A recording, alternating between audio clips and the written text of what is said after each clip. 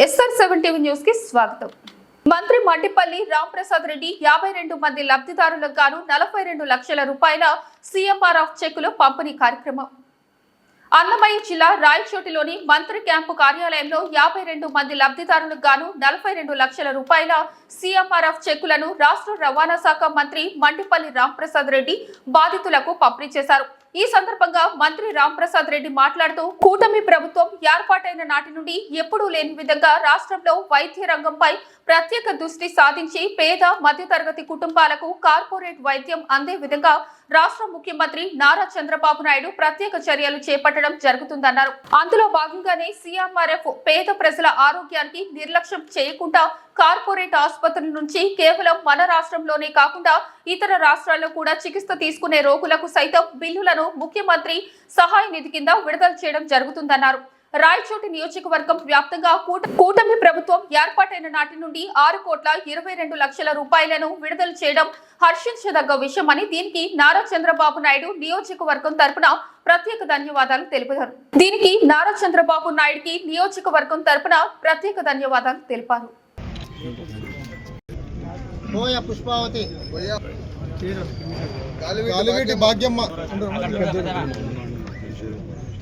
రాజేష్ మహమ్మద్ ఫరీదావలి అందరికీ నమస్కారం. ఈరోజు రాయచోటి పట్టణంలో తెలుగుదేశం పార్టీ కార్యాలయంలో CMRF చెక్కులు పంపిణీ చేయడం జరిగింది. సుమారు 52 మంది లబ్ధిదారులకు 42 లక్షల రూపాయలు ముఖ్యమంత్రి సహాయ నిధి నుంచి ఇవ్వడం జరుగుతూ ఉంది. కూటమి ప్రభుత్వం ఏర్పాటైన తర్వాత మన రాయచోటి నియోజకవర్గంలో ఇప్పటికే సుమారు 6,22 లక్షల రూపాయలు ఎవరైతే నిరుపేద లబ్ధిదారులు ఉంటారో వాళ్ళందరికీ ముఖ్యమంత్రి సహాయ నిధి నుంచి ఇప్పించడం జరిగింది. ఎవరైతే మాకు తోడెవరు లేరు, మాకు కష్టాలు వస్తే ఆదుకునే నాదులు లేడు అనుకునే కాలంలో గౌరవ ముఖ్యమంత్రి చంద్రబాబు నాయుడు గారు కార్పొరేట్ వైద్యాన్ని కూడా నిరుపేదలకు అందించే విధంగా ఈరోజు ఈ CMRF ప్రోగ్రాంను గత సంవత్సరం నుంచి ఇవ్వడం జరుగుతూ ఉంది.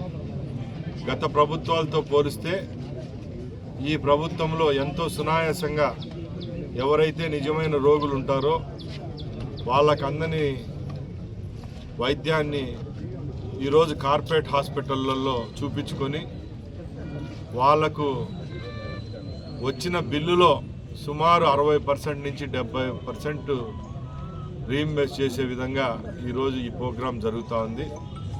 ఈ ప్రభుత్వంలో ఆరోగ్యానికి పెద్దపీట వేస్తూ ఈరోజు రాష్ట్రంలో ఉన్న అన్ని ప్రైమరీ హెల్త్ సెంటర్లు అయితేనే, అలాగే జనరల్ హాస్పిటళ్ళు, ఏరియా హాస్పిటళ్లలో అప్గ్రేడ్ చేయడం జరుగుతూ ఉంది. వైద్యానికి గత ప్రభుత్వాల్లాగా ఎక్కడ మందుల కొరత, డాక్టర్ల కొరత లేకుండా తక్షణమే స్పందిస్తూ ఈ రాష్ట్ర ప్రభుత్వం చేదోడు వాదోడుగా ఉంది. అలాగే CMRFలో కూడా గత ప్రభుత్వాలు ఒక సంవత్సరానికి 50-60 లక్షలు చెల్లించలేని పరిస్థితులు ఆ రోజు ఉంటే, ఈరోజు మన నియోజకవర్గంలోనే సుమారు 6,22 లక్షలు అంటే సుమారుగా ఈ రాష్ట్రంలోనే మొదటి స్థానంలో ఉన్నాం. సగటున ఒక నెలకు 50 లక్షల రూపాయల లెక్కన ముఖ్యమంత్రి గారి దాతృత్వంతో ఈరోజు పేద ఎవరైతే రోగులు ఉంటారో వాళ్ళు కార్పొరేట్ హాస్పిటల్లో చికిత్స పొంది ఈరోజు ఈ వెసులుబాటును కూడా పూర్తిగా